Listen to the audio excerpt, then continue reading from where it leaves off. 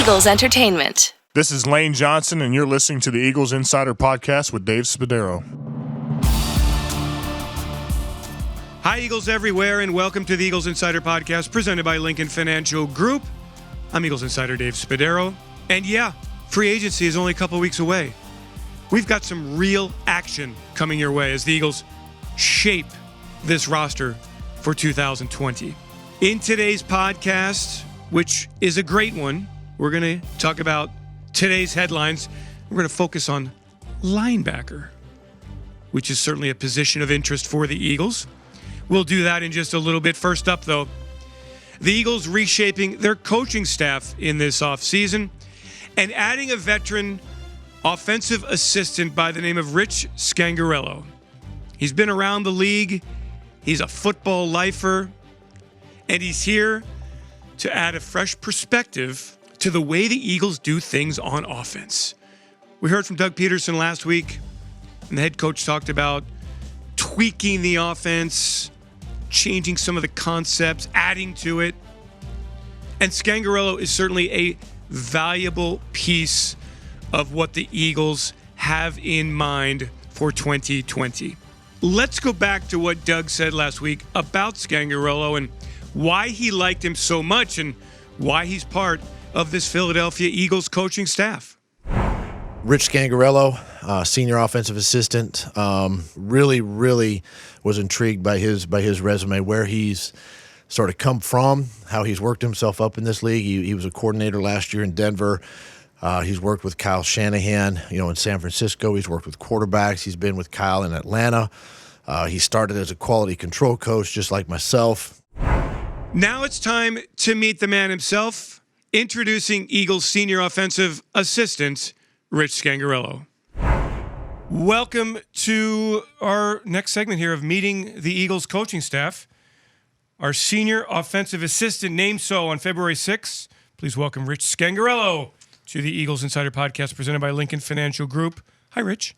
Good to meet you. Nice to meet you as well. Thanks for having me. So I like to talk about football with football guys. Okay. And you're a football guy. You've been a football guy your whole life, right? Yep. Why? That's a great question. I mean, it's just the game's the greatest game on the planet. I mean, the competition of it, the strategy of it. It's 11 guys on the field, got to get it right. It's just all of it is it's just a great thing to be around. The camaraderie, the players, the coaches, the intensity of it all. I mean, there's nothing better. When did you first fall in love? Were you a little kid who loved what was your favorite team growing up? I'm gonna have to not say that on this podcast. I think I'm gonna have to hold out. But must be the Dallas Cowboys. No, close. But no, I mean, growing up in the Bay Area around the time when Bill Walsh's teams were really good. Awesome teams. It was Niners were everywhere, and that was a big part of what we did. Are you old enough to remember the catch? I am barely, but I am. Yes, yeah. I remember. I can remember it. Yeah. Is your coaching career based from a series of experiences you had as a player that got you into it, or was there a mentor that kind of said, "Boy, I think you've got a great football mind"? Yeah, I would say that the head coach at UC Davis, Bob Biggs, it was at the time a Division II program. It was a perennial powerhouse. Actually set a record for most consecutive winning seasons at that level and won 25 straight conferences.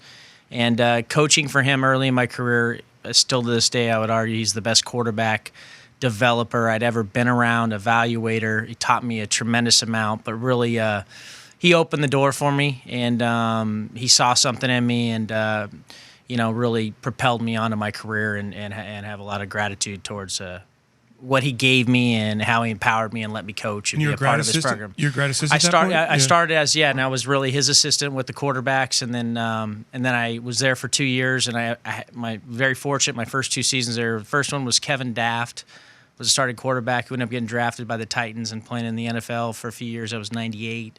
And then 99 was J.T. O'Sullivan, who ended up playing over a decade in the league. So the first 2 quarterbacks we had were non-scholarship, drafted NFL guys, and great experience. So this coaching history is pretty unique here. UC Davis, graduate assistant.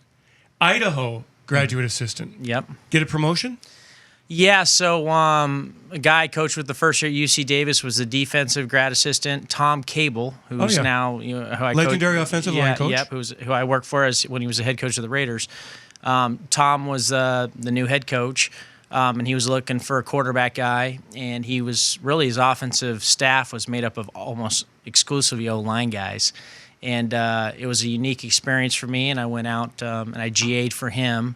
And in the end, he brought me back to be his quarterback coach there, and really that was the experience that really completed my tree, kind of set me down the road on outside zone, and really had a huge impact on me. And then it was Carleton College, offensive coordinator, Idaho 2002, 2003 as a quarterback's coach, back to UC Davis, wide receivers, co-offensive coordinator, and then the jump to the NFL in 2009 with the Oakland Raiders. You got it. Biggest difference, Rich, college to the NFL. What is the biggest difference as a coach?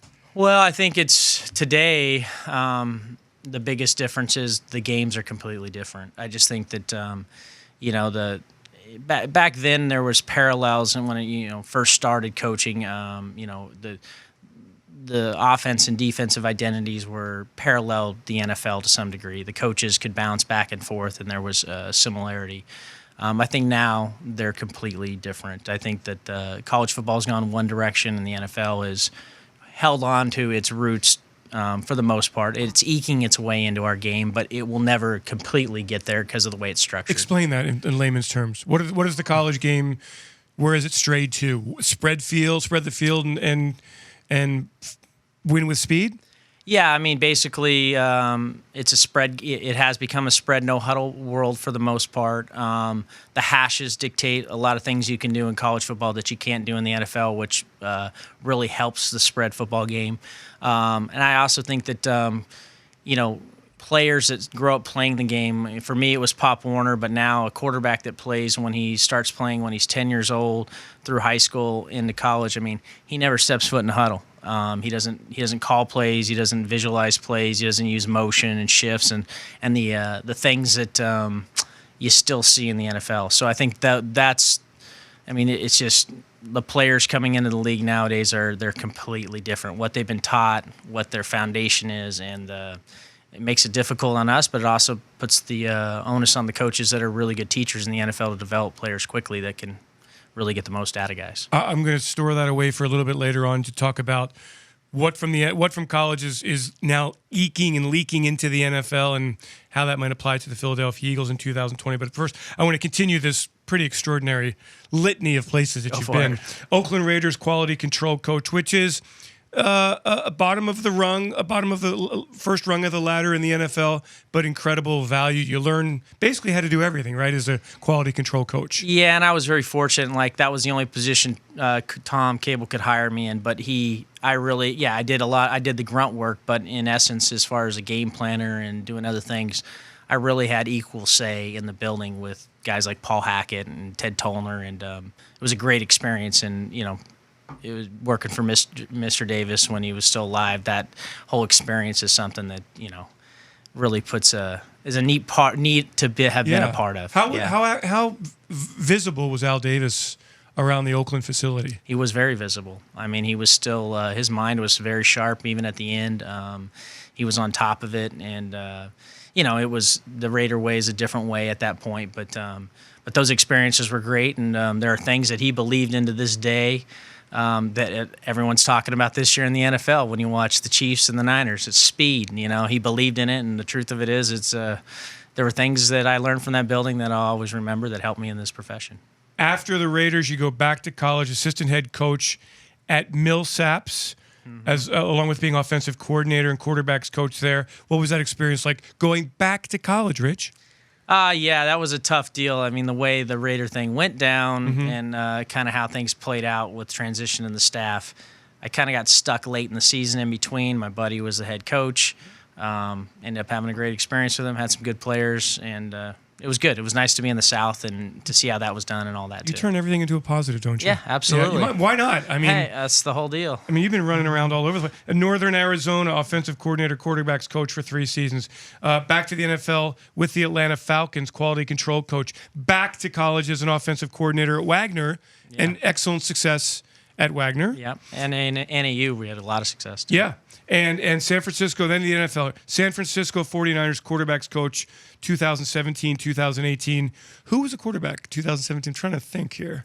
Well, we started, it was Brian Hoyer, then it was CJ Beathard, then it was Jimmy Garoppolo. And then the next year it was Jimmy, then it was CJ, then it was Nick Mullins. Okay, it's so hard to win with multiple quarterbacks, isn't it? Last year there was 3 of them too. So is there any sport that is more reliant on a single player than the game of football and the quarterback position?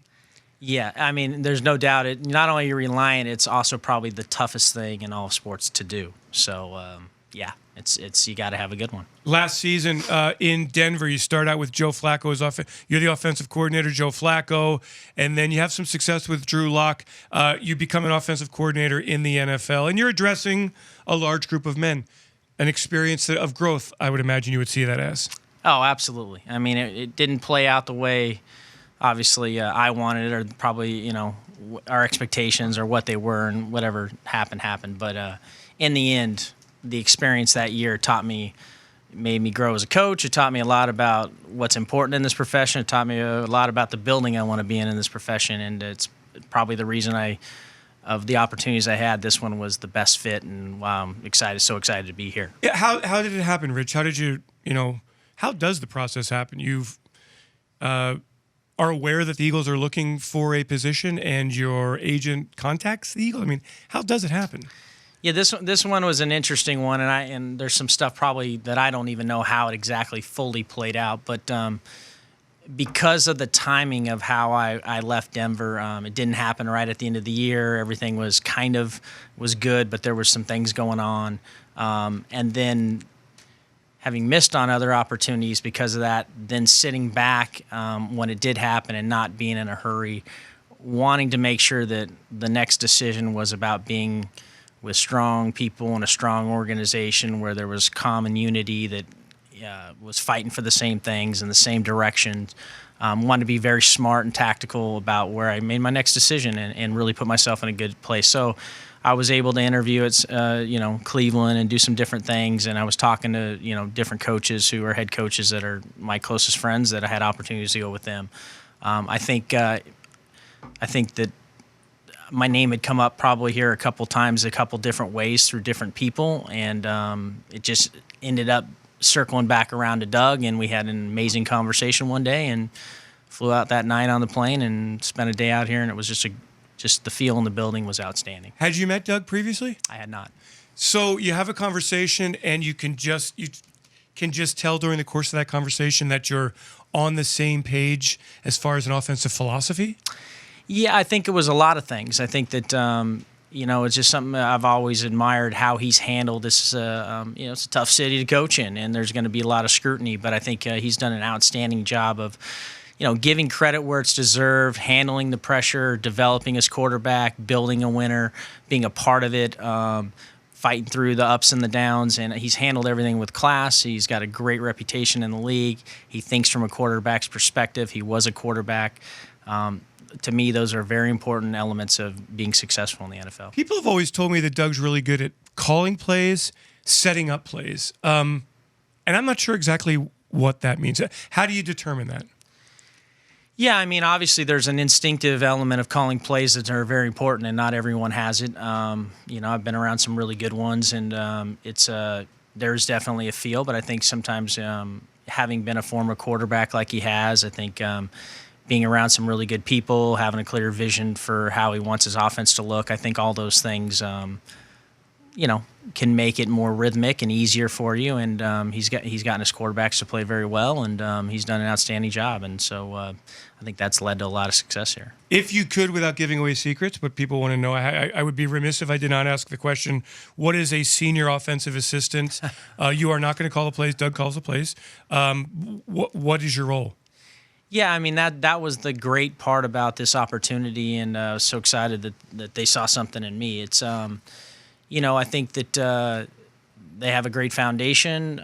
There's some great players here, and I feel like just to be the guy that can help in the building connect the dots. And I don't think that my experiences with maybe the Kyle Shanahan tree of things and things like that and perspective can help. I think that it's just a matter of finding my role to allow everyone, player or coach, to help them be the best version they can be and make it cohesive. And that's the exciting part about being in a great organization like this. So let's circle back around. We're going to talk about Carson Wentz and Miles Sanders and some of the pieces that we know are going to be in place here for 2020 in just a moment. But from 1998, you start coaching to now.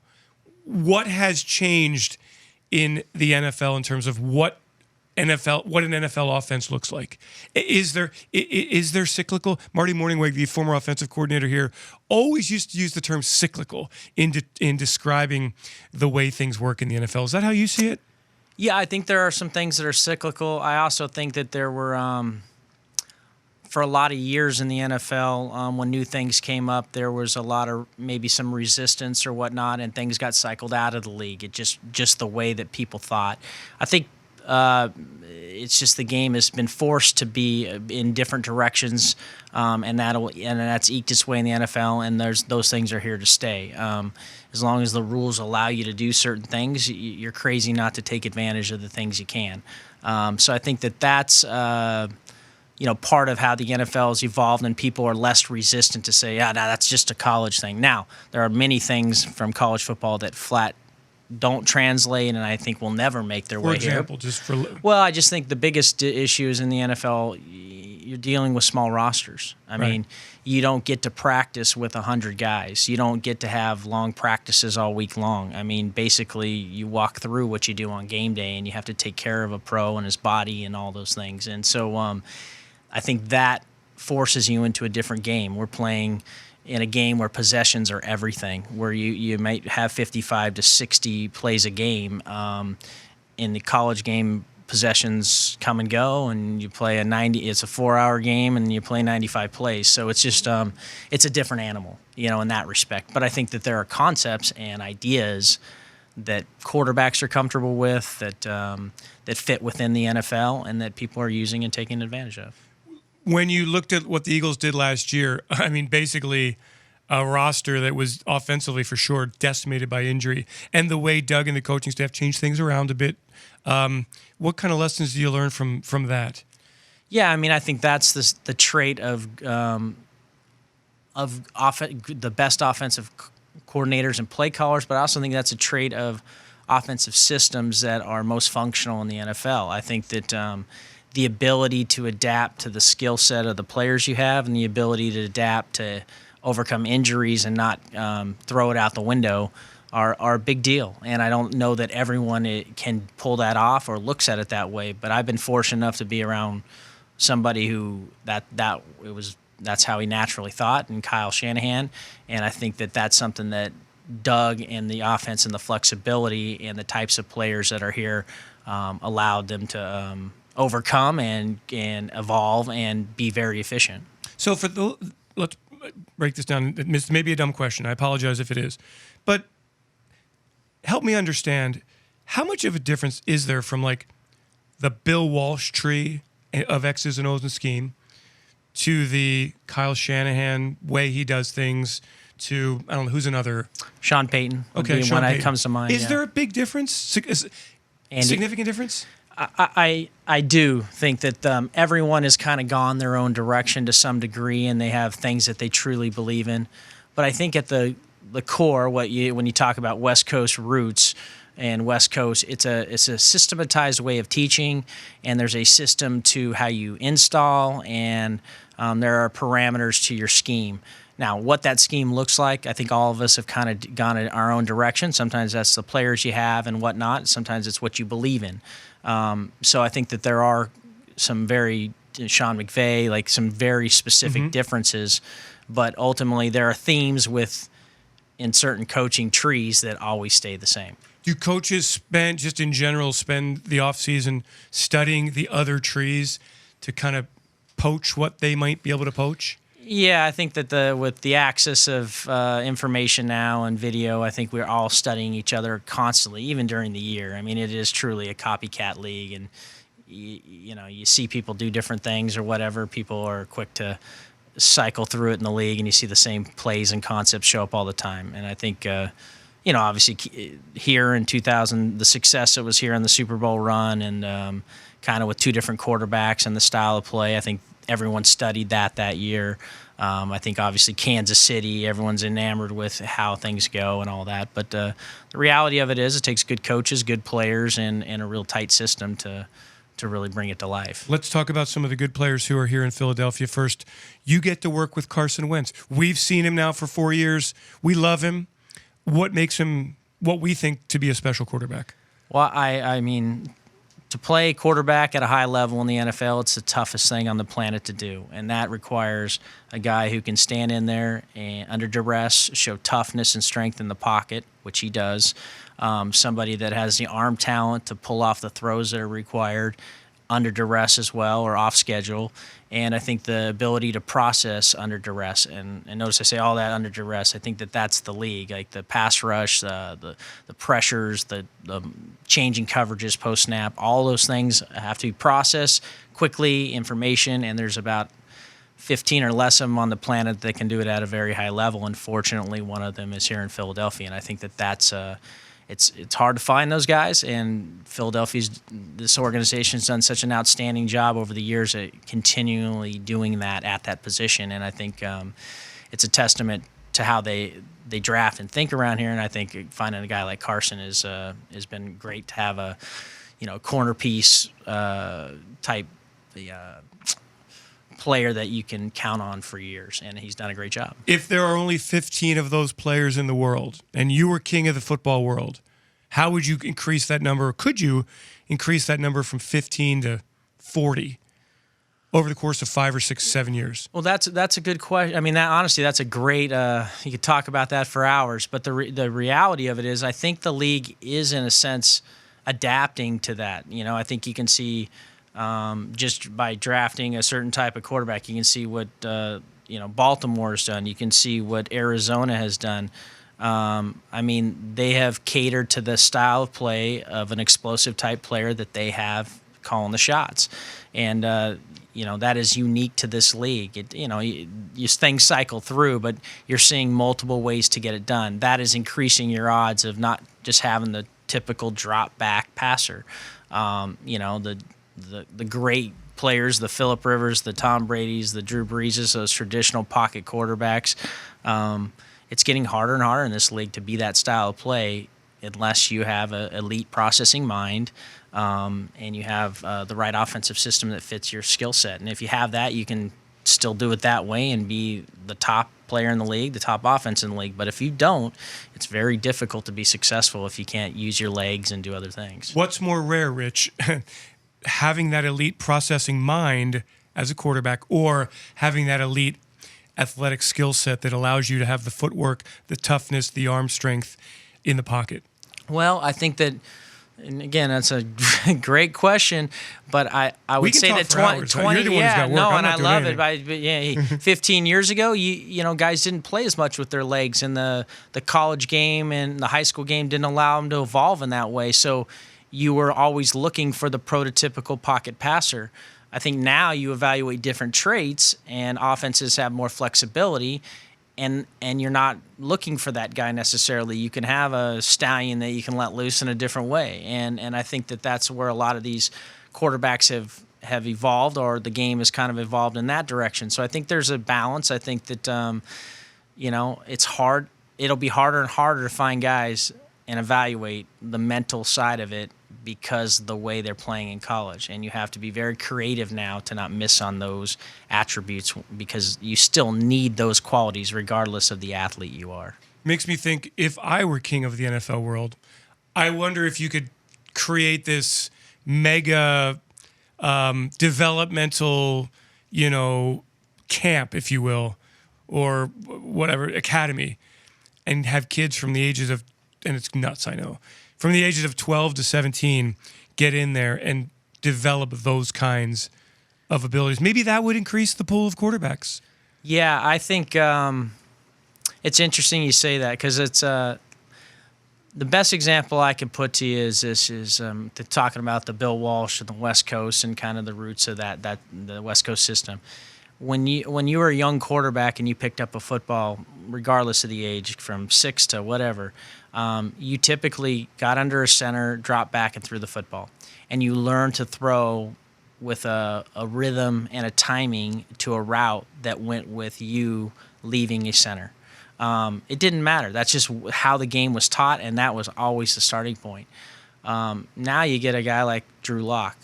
I mean, Drew had never taken a snap under center ever. That's incredible. And so he has no real timing element in these offenses that they're playing in. They're throwing the ball on the field, and they're just throwing it around. And it's hard for a quarterback to then have the discipline and timing that goes with playing in a pro offense. They've lost years of that feel and development. So now you're reversing the process. And it's exactly it. There's nowhere for them to go to get that. So that's where you have to be very also creative in the evaluation process of can they create that timing element that they've never had before quickly, so that they can be successful for you now in the NFL. And that's a real challenge. Yeah, and that's what I think when I saw Carson come in here in 2016, his ability to get through everything so quickly, it was freaky. Like that's actually what stood out the most, because I don't think he had taken many snaps under center in his career either. Well, the great again. I this is something I really appreciate about Carson. I feel very strongly about in development of young quarterbacks that helps him early on. Is from what I understand, he did play under center at North Dakota State, which helped him. They did have West Coast. I know that some of those guys that have gone through their West Coast roots in their offense, which helped them to play with timing and the rhythm that's so important to the NFL. And he was a smaller player physically that developed later. And for quarterbacks, that's always a good thing. Why? Because when you don't learn at an early age to always just throw with arm strength, when you're the 12-year-old who's already 6'2" and throws the ball hard, you lose the anticipatory skills that go with developing as a quarterback. You'll always be able to make it up with throwing the ball hard. I think guys that learn to throw the ball early because they have to be the quarterback, and then they grow, their hands get bigger, they get stronger, and now they can throw with velocity, that's when you have something special. And I think Carson's an example of that. From what I understand, he was a smaller guy. When he went to college, he was later to grow and all that, and I think that probably really helped him in his development as a player. Okay, let's move off quarterback and talk about running back. Miles Sanders, terrific rookie season. What have you seen from Miles, a kid who seems like he can do it all? Yeah, I mean, exactly, you hit it on the head. I mean, when you can be a pass catcher, you have the size to be a pass protector, and you have the elusiveness to be an every down runner. It frees up your offense in a lot of directions, and they become very, I always feel like the running back will always be the easiest guy to create a one-on-one matchup that's advantageous for you offensively in situational football. It's just the easiest one to do. So when you have that kind of player, I think it really helps. Eagles with 12 personnel using Zach Ertz and Dallas Goedert so effectively at the tight end position. When did the 12 personnel, Mr. Historian, really take off in the NFL? And B, how much are you looking forward to working with those two? Yeah, really the way the game is evolving with more spread type aspects and people playing more nickel. When you have tight ends that have receiver traits but have the physicality of a tight end, you can use that in your advantage tactically almost all the time, and that's a real strength of this team, this offense, and it's why they've been really good on third down and efficient in the red zone, scoring touchdowns. And having those two types of weapons, it's really a neat thing to have, and very few teams have that luxury. When did the 12 personnel really take off in the NFL? Do you have any idea? When did, like in your recall, when did it start? Well, I mean, it's I think you think of Gibbs back in Washington and the H-back type move around tight ends they had. really at the time, the ability to play them in line or to play them off the ball and to motion them across and to use them in pass protection to help tackles and things like that, use them in play action. I think that was the one that I can think of that probably was ahead of its time, using tight ends, multiple tight ends on the field. And I think that I just think that it's with bigger receivers and spread offenses in college football, you can, develop them into pass catching tight ends and stuff like that. So I think that I just think that having versatility in those guys really helps an offense in today's age. This is great stuff. You're new to Philadelphia. Have you had any taste at all of the city? My only real taste had been when we come out here to play, so I hadn't really spent much time here. But I've heard nothing but great things about this, how it's a sleepy city that people don't think about, how for food and great restaurants, getting around downtown and just proximity to things and all that. So I'm excited to be here, and I'm excited to be back in the East Coast. And you mentioned that it was not a tough place to play, but it's an intense place to play. That's what makes it so great, I think. I mean, the Philadelphia Eagles mean something to the Philadelphia Eagles. Let's correct. The Philadelphia Eagles mean a lot to the fans here, and that is a beautiful thing. I couldn't agree more. I mean, I think I coached in San Francisco, and I'd go to dinner with Kyle Shanahan, and no one would recognize us. Well, that's not going to happen here. Around here, it's just that's the when people are passionate about it. It's like playing in the Southeast Conference or something, man. And when it's that important to you, when you're a part of that and you're winning, there's nothing better. Rich Scangarello, team senior offensive assistant. Welcome to Philadelphia, man. Appreciate it. Nice to talk to you. Nice to get to know you. Looking forward to working with you this year and many years to come. Let's go have some success in 2020. Sounds great. Thanks for having me. Rich, thanks for coming on. Many thanks to Rich Scangarello for his time. Interesting talk about offense and the evolution and Carson Wentz, and we'll see how that all comes together for the Eagles in 2020. Time now for our today's headlines. And the headline is this, and it happened a while ago, but we're going to address it right here. The Eagles releasing linebacker Nigel Bradham. 30 years old, played 4 years in Philadelphia, started from the day he arrived, and was really a key part of the Super Bowl 52 defense. Good luck to Nigel as he moves on in his NFL career. Now we turn our attention to the Eagles and the linebacker positions and how much value they put into the linebacker spots, because they really haven't invested high in the draft, much at all, in the 2010s. They drafted Jordan Hicks in round 3, 2015. Michael Kendricks, 2012, was a second-round draft pick. But otherwise, you look at the roster now, and Nathan Gary, a fifth-round draft pick. TJ Edwards, not drafted. So if those are your two kind of leading quote-unquote candidates, along with Duke Riley, acquired in a trade in 2019, along with Alex Singleton, who was on the practice squad for much of last year and then came up to the active roster late in 2019. So clearly the Eagles are going to add at the linebacker position. But it really is interesting in this day and age where defenses have readdressed how they feel about linebackers. If you've got a 3-4 defense and you're rushing the quarterback, it makes all kinds of sense to get that stud edge rusher. But how many 4-3 teams are really investing in their linebackers? I'd certainly say the Cowboys, who've done a great job building up their linebacker core, part of a disappointing defense in 2019. How much will the Eagles put forward to a position group that sees less and less time with 3 players on the field? Defenses have to react to the spread offense, so you want smaller, faster players to participate and play well in coverage as well as support the run.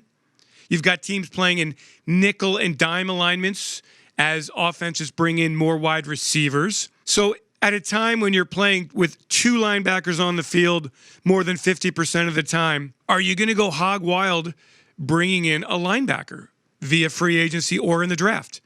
So I think we're really going to get a sense, and I don't have the answer, of just how much the Eagles value the linebacker group starting March 18th when free agency opens. They gave it a shot last year with L.J. Fort in free agency, signed him after he played with Cleveland and Pittsburgh. Didn't work out for L.J. in Philadelphia. He found a home with the Baltimore Ravens. Certainly the Eagles need help at the linebacker positions. But just how much free agency money or draft capital will they throw at that position? And for you Eagles fans, as you look at the list of quote-unquote needs for this team, where do you place linebacker in that list? Just some food for thought in today's headlines. I'm Eagles Insider Dave Spadaro. That will do it for this Eagles Insider podcast presented by Lincoln Financial Group. Thanks so much for listening. If you haven't subscribed, please do so already. Rate us, pass the word, get it out there. We are rolling along. We're very happy with the direction we're going with the Eagles Insider podcast, but we always want your feedback.